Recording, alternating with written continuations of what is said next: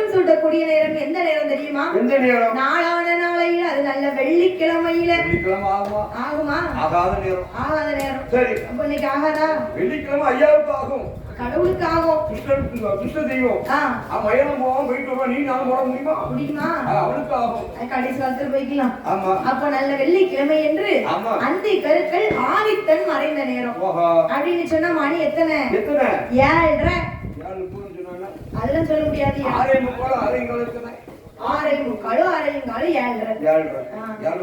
7:30 பிடிச்சவனுக்கு 7:30 மணிக்கே பட்டம் சுட்டி வைக்கணும். உலகத்துல எல்லாத்தையும் பிடிச்சிட்டான் ஜனியே. 7:30. 2 பேரும் பிடிக்கும். யாரு? இந்த அனுமனையும் பிள்ளையாரு. பிள்ளையாரு பிடிக்கலையா?